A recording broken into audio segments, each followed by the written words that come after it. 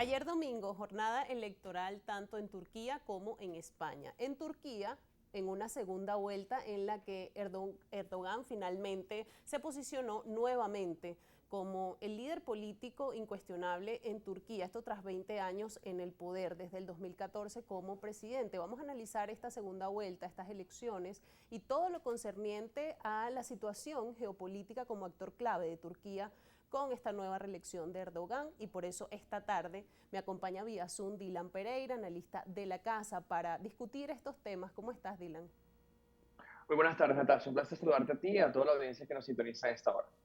Igual un placer para nosotros contar con tu análisis. Fíjate, Dylan, cuestionada la figura de Erdogan, más de 20 años en el poder, sin embargo, los turcos le dieron nuevamente un voto de confianza a pesar del desastre sísmico ocurrido en febrero, el tema relacionado a la inflación y al desempleo que vive el país. ¿Cómo valoras esta victoria de Erdogan a pesar de la situación que vive el país?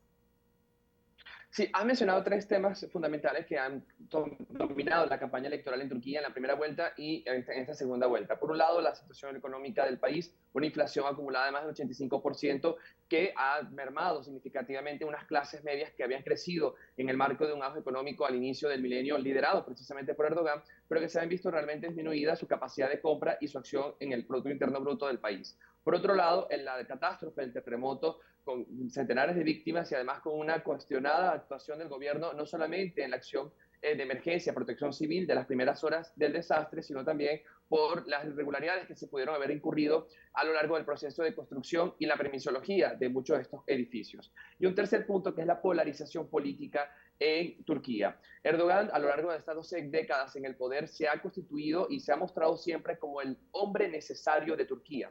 Para muchos analistas políticos, incluso lo decía esta mañana el editor en jefe de la revista The Economist, Turquía se enfrentaba a una posibilidad de restaurar lo que para Occidente significaría una democracia en pleno derecho, ya que hay una gran preocupación por el retroceso en materia de derechos humanos, el fortalecimiento del Estado de Derecho, con la gran influencia que tiene el presidencialismo de Erdogan en el Tribunal Supremo de Justicia, y esto había llevado a una gran coalición de oposición que apenas está dividida por 2 o 3 puntos. Sin embargo, en esta segunda vuelta, lejos de confirmarse o de revertirse una mayoría de Erdogan, pues hemos visto que se ha apoyado en los ultranacionalistas, que habían quedado como tercera fuerza en la primera vuelta electoral, para conseguir reafirmar un nuevo mandato al frente de Turquía como jefe de gobierno, como jefe de Estado, que además ha aumentado muchísimo su influencia y un presidencialismo que se ha acervado realmente bajo la figura de Erdogan. Dylan, con la guerra en Ucrania vimos cómo Turquía ha jugado un papel fundamental como actor geopolítico. En este sentido, con esta victoria de Erdogan, ¿qué podemos esperar con respecto a la postura de Turquía, también como miembro de la OTAN, que además bloquea la entrada de Suecia a la Alianza Atlántica?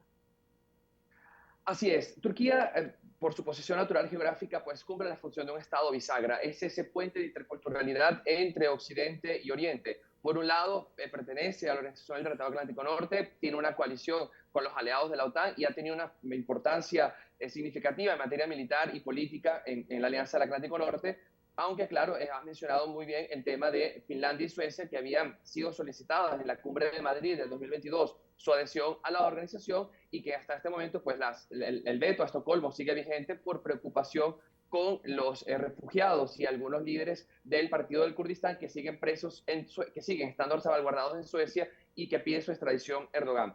Ahora bien, tienen una capacidad de interlocución altísima con Moscú. De hecho, el mecanismo del Mar Negro, que en este momento es el que ha permitido desde el verano del año pasado, apenas unos 4 meses después del inicio de la guerra en Ucrania, salvaguardar el suministro de cereales y otros bienes esenciales que estaban producidos en Turquía, y justamente tras la mediación de Erdogan se logró un acuerdo para que estos cereales pudiesen ser exportados a lo largo del mundo. Y en varias oportunidades, incluido en el foro de Antalya del año pasado, Turquía se perfila como un negociador entre Moscú y Kiev. Ahora bien, vemos ahorita la intersección de nuevos actores, como el caso de China, que llevan adelante una iniciativa global de paz en la cual Turquía podría tener un papel determinante. Ahora bien, quizás la mayor preocupación respecto a la reelección de Erdogan no sean mayores cambios significativos en su política exterior. Probablemente se preserven varias de las doctrinas de Ankara. sino a una agenda doméstica, sobre todo en materia de derechos humanos y de Estado de Derecho, que está en un profundo cuestionamiento y que podrían dificultar las relaciones de Erdogan incluso con la Unión Europea. Dylan, hablando justamente de Europa, otro país que vivió una jornada electoral importante este domingo fue España, donde el PSOE realmente vivió una debacle política que llevó a Pedro Sánchez a adelantar las elecciones al próximo 23 de julio. También, por otro lado, se comprobó que Vox es el partido que más crece en España, el Partido Popular, digamos, el triunfador en estas elecciones, y Podemos desaparece prácticamente de la escena política. ¿Qué lectura le das tú a estas elecciones y qué puede pasar de cara a las presidenciales de julio?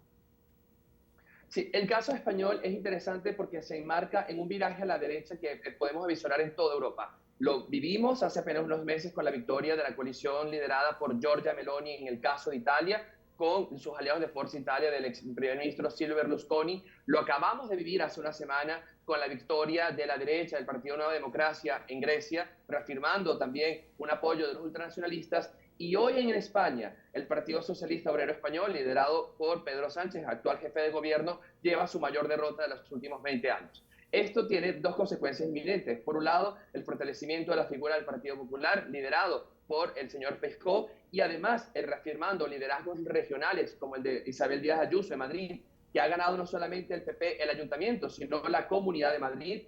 Hay algunas ciudades que han sido realmente, y comunidades autonómicas, que han sido sorpresivas, como el caso de Sevilla, el caso de las Islas Baleares o el caso de Castilla y León, donde el Partido Popular ha ganado un terreno superando, triplicando en muchos casos sus votos respecto a la legislatura pasada, y también el fortalecimiento de Vox. La ultraderecha y los ultranacionalistas españoles, que habían liderado de hecho una moción de censura hace apenas 3 meses contra Pedro Sánchez, tienen ahorita la capacidad de negociar con el Partido Popular para formar no solamente coalición en las comunidades autónomas, sino también una posible nueva coalición de gobierno en el mes de julio. En este caso también quisiera resaltar el carácter democrático, la actitud democrática del presidente Pedro Sánchez, quien ha leído la voluntad de los españoles de cambiar el rumbo político de España, adelantando en más de 5 meses las elecciones generales y dando así una claridad en la perspectiva y el horizonte político español de cara también a la presidencia rotativa de la Unión Europea. De hecho, en el mes de noviembre, en una audiencia con la ministra de Justicia en España, conversábamos sobre la agenda de España para la nueva presidencia rotativa de la Unión Europea, y hay toda una agenda que tiene un marcado carácter del Partido Socialista. Podríamos ver algunas variaciones respecto a una posible nueva coalición liderada por el PP, donde ahorita se disputan también los liderazgos tanto de Ayuso como de Feijóo. Dylan, vamos a hacer una pausa en este análisis y al regreso seguimos conversando sobre temas que destacan en la agenda internacional. Estamos conversando, amigos, con Dylan Pereira, analista de la casa, sobre las elecciones en Turquía, segunda vuelta, y también sobre las autonómicas en España del día de ayer. Hacemos pausa y ya regresamos.